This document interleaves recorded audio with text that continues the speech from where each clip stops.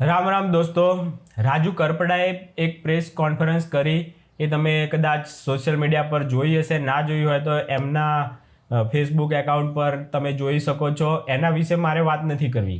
મારે વાત કરવી છે કે આમ આદમી પાર્ટી અને એની બેનકાબ કરવાનું કામ રાજુ કરપડા જ્યારે કરી રહ્યા છે ત્યારે સામે પક્ષે કોણ એને જવાબ આપે છે. દોસ્તો, રાજુ કરપડાને જવાબ આપવા માટે ડાયરેક્ટ સીધા જ હવે ગોપાલે એક આગળ ભૂલ કરી નાખી કે આમની ઉપર આમ એફઆઈઆર છે, ગદ્દાર છે ને આવું બધું ભયંકર ગોપાલે છે ને રાજુ કરપડાના વિરોધમાં ભયંકર એણે પોતાનું ઝેર ઓક્યું હતું. જ્યારે રાજુ કરપડાએ ગોપાલ ઇટાલિયાને જીતાડવા માટે જે વિસાવદરમાં મહેનત કરી હતી, આજે રાજુ કરપડાને એ બધા ઉપર પોતાનું પાણી ફરી ગયું છે અને આટલી હદે આ લોકો પોતાને નફરત અને ઝેર ઓકશે એમના વિરુદ્ધ એવું ખુદ રાજુ કરપડાએ પણ ક્યારેય નહોતું વિચાર્યું.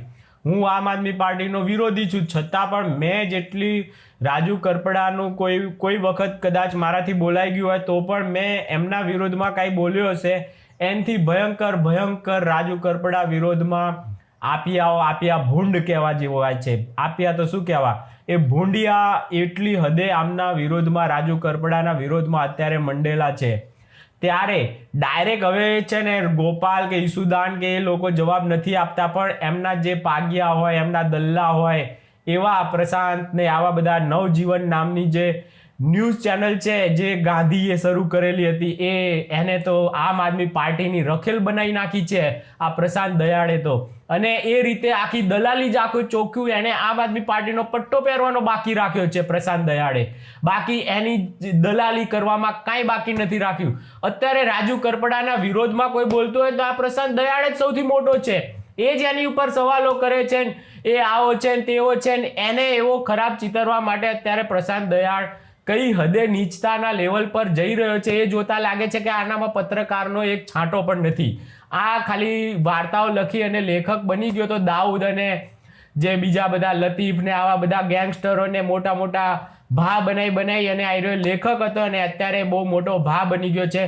મારા સાંભળવામાં આવ્યું છે દોસ્તો, આ તો CR પાટીલનો પણ છે ને આગળ રહી ચૂકેલો છે પત્રકાર તરીકે, એના ઓફિસમાં કે એનું કોઈક ખાતું પણ સંભાળેલું છે આણે, એનું ન્યૂઝપેપર કે એવું કંઈક આવું સાંભળવામાં આવ્યું છે. મને વધારે ખબર નથી. બાકી તો આની છે ને હકીકતમાં આની પોલપટ્ટી કોઈ ખોલશે ને ત્યારે તો બધું બહાર આવી જવાનું છે. પણ એની પોલપટ્ટી કે એની નસ કદાચ ગોપાલે દબાઈ દીધી હોય, કદાચ બની શકે છે કે એને હની ટ્રેપમાં ફસાઈ અને એની પાસે આવું બધું કરાવતા હોય. આપણને ખ્યાલ નથી દોસ્તો શું હશે આની પ્રશાંત જેવાની મજબૂરી.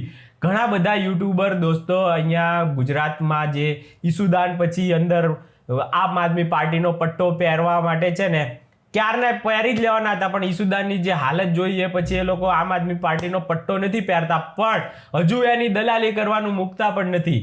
રાજુ કરપડાના વિરોધમાં જો કોઈને બોલવાનું હોય તો ગોપુ ને ઈસુદાન ને બધા કેટલાય છે, પણ પ્રશાંત દયાળને શું કામ આટલું બધું એના વિરોધમાં બોલવું પડે છે એ મારી સમજની બહાર છે. એટલે મારે તો કહેવાનું થાય છે કે હવે ભાઈ તું પ્રશાંતભાઈ પહેરી લો પટ્ટો ને સીધા જતા રહો. ગોપાલની આટલી બધી ચાટીને એને ચોખ્ખો રાખવાનો ધંધો તમે જે આદર્યો છે એ શું બધા પબ્લિકને દેખાતો નથી? પોતાની જાતને પત્રકાર કહેવાના બદલે દલાલ કરી નાખો ભાઈ. પ્રશાંત દલાલ નામ રાખી લેવાય અને આમ આદમી પાર્ટીનો ઈસુદાનની જેમ છે ને પટ્ટો પહેરી અને 24 કલાક પછી તું છે ને એ ધંધો કર. આમ આદમી પાર્ટીને બહુ મોટો ચાટી અને ચોખ્ખા રાખવાના ધંધા કરો એ ભૂંડિયાઓને. આ જ ધંધો છે. ગોપી છે, દેવાંશી છે, આ પ્રશાંત છે અને બીજા કેટલાય 2-5 તમને ખબર હોય એ કહી દેજો. મને આટલા 2-5 નામ ખબર છે જે લોકો આમ આદમી પાર્ટીમાં જવું પૈણું ક્યારનાય કરે છે, પણ એમને પૈણવાનો મોકો નથી મળતો. કદાચ મુહૂર્ત નડી જતા હશે ક્યાં પછી ઈસુદાન જેવાની જે હાલત થઈ છે એ જોતા લાગે છે આ લોકોને કે હવે આપણે આમાં તો ઈસુદાનની આવી હાલત થઈ ગઈ. કેટલું એ વખતે એનું મોટું નામ હતું, આખું મહામંથન ને આ ને તે ને ચલાવતો હતો અને એની કેરિયરની બેન કરી નાખી, પણ તોય પૈસા સારા એવા કમાય છે દોસ્તો. એ કઈ રીતે પોલિટિક્સમાં આવું વિરોધમાં રહીને પણ કમાતા હશે એ તો એ રોકેટ સાયન્સ જો બધાને ખબર પડી જાય ગુજરાતમાં ગોપાલ જેવા એ કહી દેવા જોઈએ કે ઈસુદાન કાંઈ અત્યારે કમાતો નથી તો પણ આટલા બધા રૂપિયા તમારા લોકો પાસેથી ક્યાંથી આવે છે? બેરોજગારી બોલવાની જરૂર જ નહીં પડે. તમે રોકેટ સાયન્સ યુવાનોને શીખવી દો કે કેવી રીતે લોકોને બદનામ કરીને કે કઈ રીતે તમે લોકો ફોર્ચ્યુનરમાં ને એમાં ફરતા થઈ ગયા છો અને કઈ રીતે તમારે આટલા બધા લાખો રૂપિયા છે ને ઈસુદાન તો દાન કરી નાખે છે, તો કરોડો રૂપિયા તો કમાતો જશે ને. તો એ કરોડો રૂપિયા ક્યાંથી આવે છે ને એ રોકેટ સાયન્સ દોસ્તો બેરોજગારોને સમજાઈ દેવું જોઈએ, આમ આદમીના ભૂંડિયાઓએ. તો ખબર પડી જશે પબ્લિકને પણ કે હા ભાઈ આ રીતે હવે આપણે કમાઈ લઈશું અને તમારી સરકાર પણ પછી તો બનાવી આપશે. પણ તમે રોકેટ સાયન્સ બધાને કહી દો કે કઈ રીતે તમે લોકો વિરોધ પક્ષમાં રહીને પણ આટલું બધું સારું એવું કમાણી કરી લો છો. તો એટલે જ મને તો આપ્યા ભૂંડિયાઓ જે ઈમાનદારીનો ખોટો નકાબ પહેરી અને જે હદે ઝેર રોકતા હોય છે, દેશ વિરોધમાં હોય કે ગમે ત્યારે જોઈ લેજો તમે, હિન્દુ ધર્મના વિરોધમાં હોય, કોઈને કોઈ રીતે આ આપ્યાઓ જે છે ને એ ભયંકર હદે આપણા દેશને બરબાદ કરવા માટે છે ને પોતાની જાતને ભણેલા અને બીજા બધાને અભણ માને છે.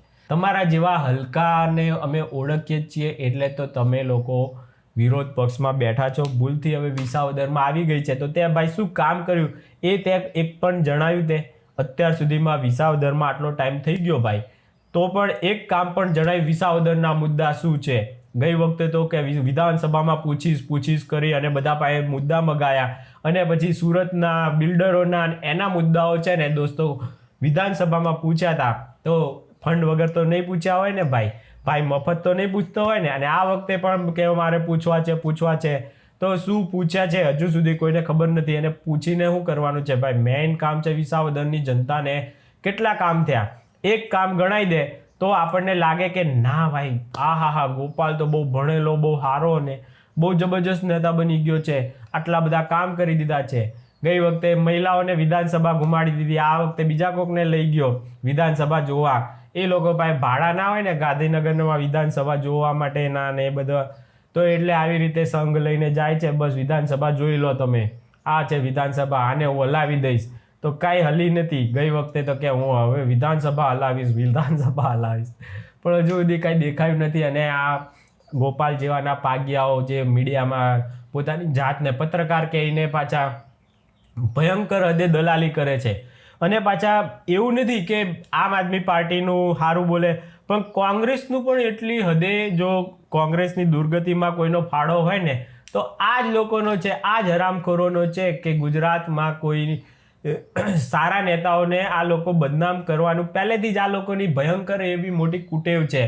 લતીફ જેવા, દાઉદ જેવા ને ગેંગસ્ટરને પોતાના બાપ બનાવી નાખવાના અને એના જે સમાજના હોય એ લોકોને છે ને પંપાડીને એમની પાસે વાહવાહી કરાવવાની. આ જ ધંધો છે, બીજો કોઈ ધંધો આ લોકોનો સારો કોઈ હોય તો મને જણાવજો કે હા ભાઈ આ પ્રશાંતભાઈએ બહુ સારું કામ કર્યું હતું, આ ભાઈએ બહુ સારું કામ કર્યું, એવું કોઈ કામ કર્યું હોય તો મને પણ જણાવજો.